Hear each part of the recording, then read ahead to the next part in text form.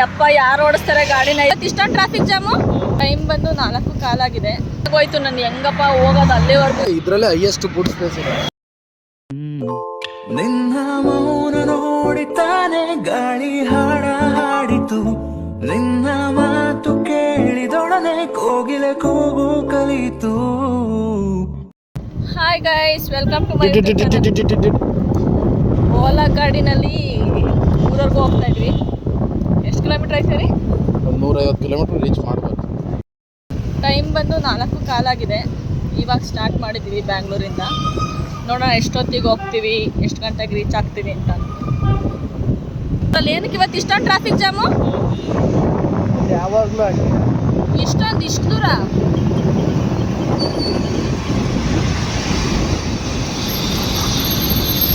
ಇಲ್ಲಿವರೆಗೂ traffic jam ಐತಲ್ಲ.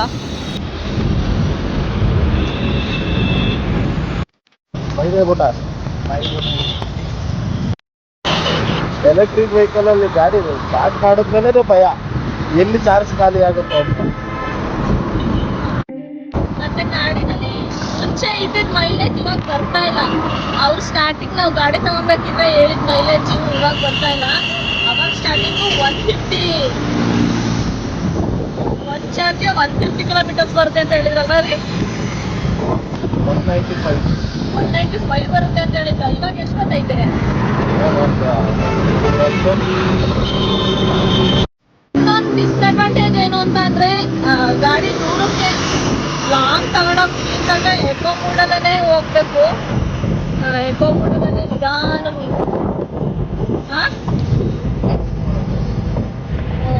Traffic jam ಆಗುತ್ತೆ. ಏನು ಇಷ್ಟ ಟ್ರಾಫಿಕ್ ಜಾಮ್.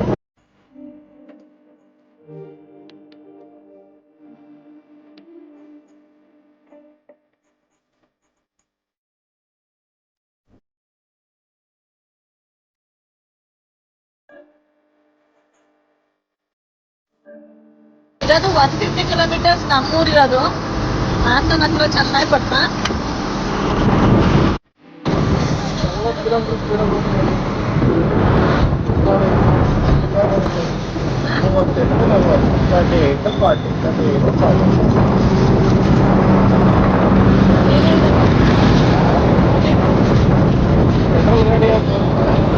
ಮೈಲೇಜ್ ಬರೋ ಗಾಡಿ ತಗೊಂಡ್ರೆ 60 ಕಿಲೋಮೀಟರ್ ಸ್ಪೀಡ್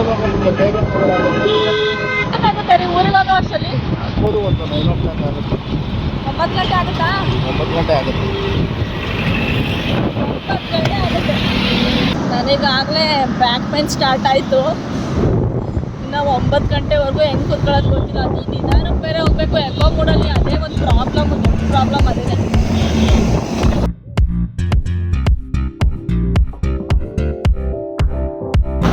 ಬೇರೆ ಗಾಡಿಗಳಿಗೆ ಕಂಪೇರ್ ಮಾಡಿದರೆ ಬೆಟರ್ ಅನಿಸುತ್ತೆ ಕೂತ್ಕೊಳ್ಳೋದಕ್ಕೆಲ್ಲ. ಸೀಟೆಲ್ಲ ಕಂಫರ್ಟಬಲ್ ಇದೆ. ಫ್ಯಾಮಿಲಿ ಹೋಗೋದಕ್ಕೆ ಚೆನ್ನಾಗಿದೆ. ಮಕ್ಕಳು ಮಲಿಕೊಂಡ್ರೂ ಕಂಫರ್ಟಬಲಾಗಿ ಕೂತ್ಕೊಂಡು ಹೋಗ್ಬೋದು. ಮಗ ಆ ಕಡೆ ಮಲಗಿದ್ದಾನೆ.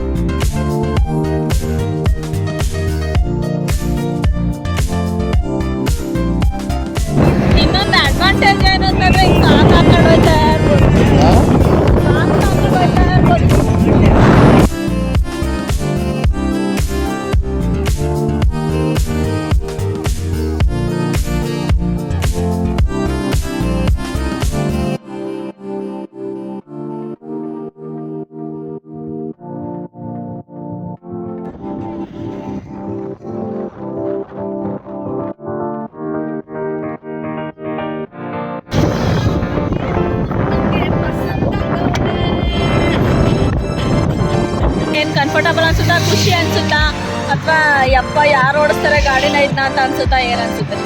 ಈಗ ಸದ್ಯಕ್ಕೆ ಊರಿಗೆ ಮನೆಗೆ ಹೋದ್ರೆ ಸಾಕು ಅನ್ಸುತ್ತೆ.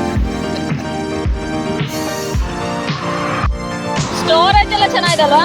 ಸ್ಟೋರೇಜ್ ಏನು ಮಾತಾಡಂಗಿಲ್ಲ. 36 ಲೀಟರ್ ಬೂಟ್ ಸ್ಪೇಸ್ ಎಲ್ಲ ಈ ಥರ ಮಫೆಟ್ ಗಾಡಿ ಸೆಗ್ಮೆಂಟಲ್ಲೇ ಇದರಲ್ಲೇ ಹೈಯೆಸ್ಟ್ ಬೂಟ್ ಸ್ಪೇಸ್ ಇದೆ. ಇವಾಗ ಒಂದು ಗಾಡಿ ಬಿಟ್ಟವ್ರೆ 42 ಲೀಟ್ರ್ ಬೂಟ್ ಸ್ಪೇಸ್ ಅನ್ನೋ ಗಾಡಿ ಬರುತ್ತೆ.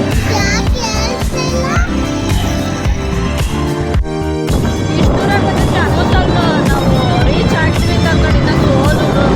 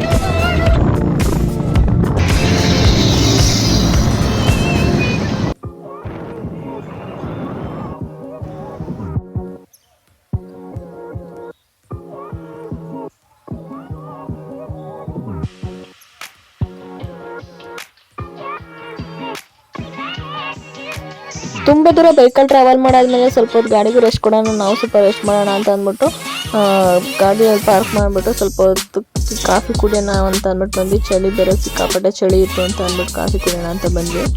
ಸ್ವಲ್ಪ ಹೊತ್ತು ಕೂತ್ಕೊಂಡು ರೆಸ್ಟ್ ಮಾಡಿ ಒಂದು 1/2 ಅವರ್ ಅಲ್ಲೇ ಸ್ವಲ್ಪ ಕಾಲ ಕಳೆದು ಆಮೇಲೆ ಮತ್ತೆ ಹೋದ್ವಿ. ಊರಿಗೆ ಹೋಗೋವರೆಗೂ ಚಾರ್ಜ್ ಇತ್ತು, ಚಾರ್ಜಿಗೆ ಏನು ಪ್ರಾಬ್ಲಮ್ ಆಗಲಿಲ್ಲ.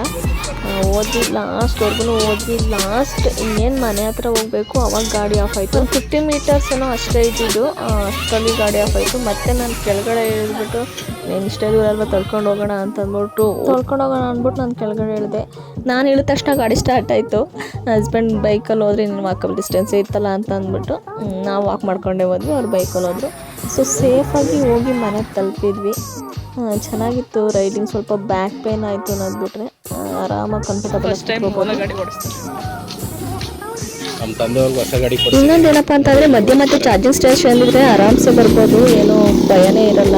ಚಾರ್ಜ್ ಹಾಕೊಂಡು ಹೋಗ್ಬೋದು, ಚಾರ್ಜ್ ಖಾಲಿ ಆದ್ರೂ ಅಂತ ಅಂದ್ಬಿಟ್ಟು ಒಂದು ಕಾನ್ಫಿಡೆಂಟ್ ಇರುತ್ತೆ. ಕೊಡಕೆ ಕಟ್ಟಿಸ್ತಾ ಇದೀವಿ, ಅದನ್ನ ನೋಡೋದಕ್ಕೆ ಹೋಗ್ತಾ ಇದೀವಿ. ನೀರಪ್ಪ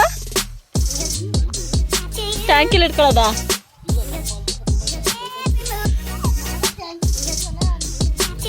ಹಾಂ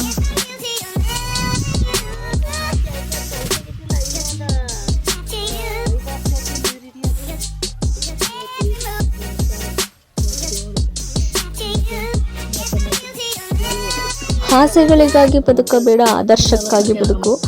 ದೀರ್ಘವಾದ ಜೀವನ ಮುಖ್ಯವಲ್ಲ, ದಿವ್ಯವಾದ ಜೀವನನೇ ಮುಖ್ಯ ಅಂತ ಹೇಳ್ತಾ ಈ ವ್ಲಾಗ್ನ ಮುಗಿಸ್ತಾ ಇದ್ದೀನಿ. For more videos please support me. Thank you for watching. Bye.